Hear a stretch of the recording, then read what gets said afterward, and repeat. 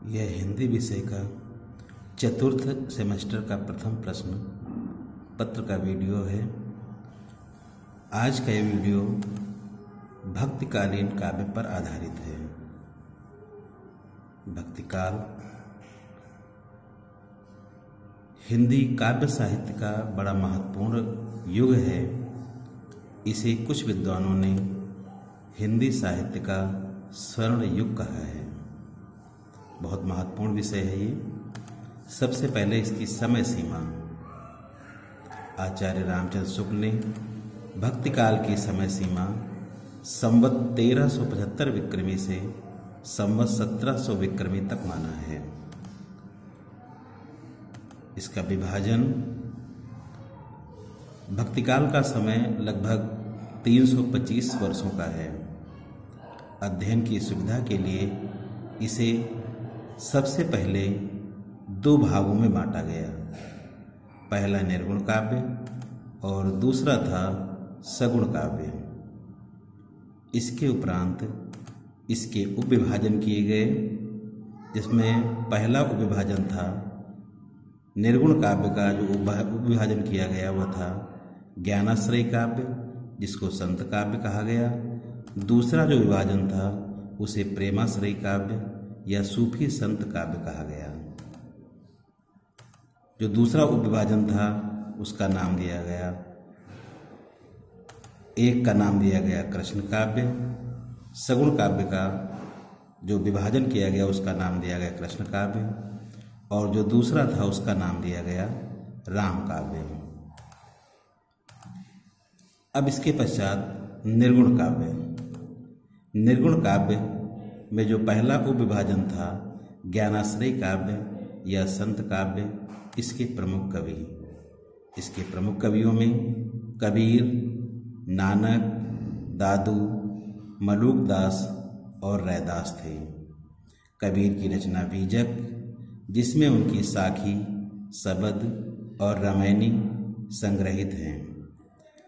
इस युग के जो मलूकदास हैं उनका एक दोहा बड़ा प्रसिद्ध हुआ है, अजगर करे न चाकरी, पंछी करे न काम, दास मलुका कह गए सबके दाता राम।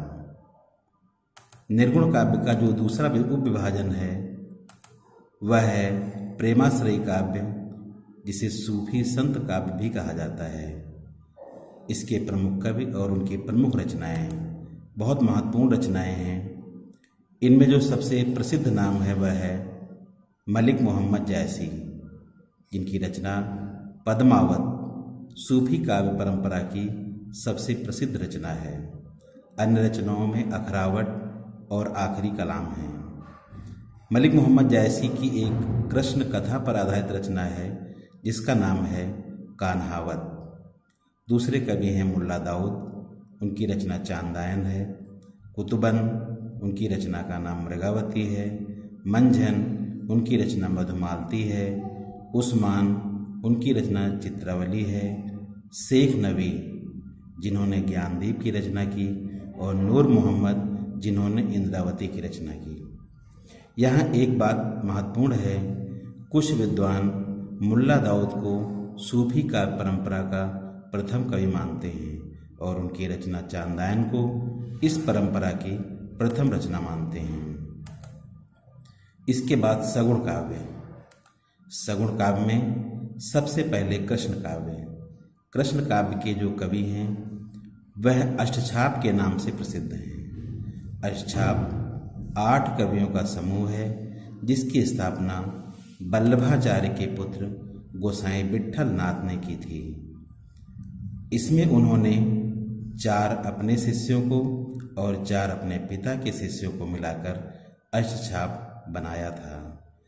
वल्लभाचार्य के शिष्यों में सूरदास, परमानंदास, कृष्णदास और कुंभनदास थे।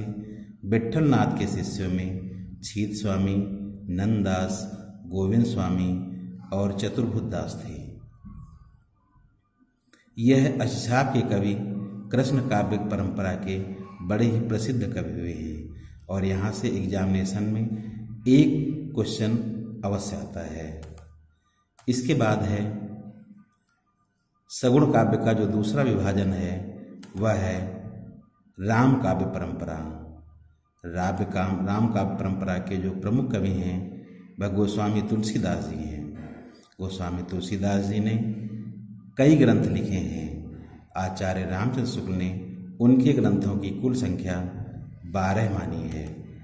गोस्वामी तुलसीदास के प्रमुख ग्रंथों में श्री रामचरितमानस जो विश्व प्रसिद्ध है, विनय पत्रिका, श्री कृष्ण गीतावली, कवितावली, रामाज्ञा प्रश्नावली, दोहावली, पार्वती मंगल, बरवय रामायण, वैराग्य संदीपनी और रामलला नहछू हैं। श्री रामचरितमानस गोस्वामी जी की अवधी भाषा में लिखी सबसे प्रसिद्ध रचना है। इसके बाद जो दूसरी रचना है विनय पत्रिका, यह उन्होंने ब्रज भाषा में लिखी है। वैसे तो गोस्वामी तुलसीदास जी भगवान राम के अनन्य भक्त थे, लेकिन उन्होंने एक रचना श्री कृष्ण कथा पर भी लिखी है जिसका नाम श्री कृष्ण गीतावली है। इस परंपरा के अन्य कवियों में एक प्रमुख नाम है नाभा दास का, जिनकी रचना अष्टयाम है। और इसी परंपरा के जो अन्य कवि हैं वह केशवदास हैं, जिनकी रचना रामचंद्रिका है। ये भक्ति काल के प्रमुख कवि थे। आशा है कि आप सबको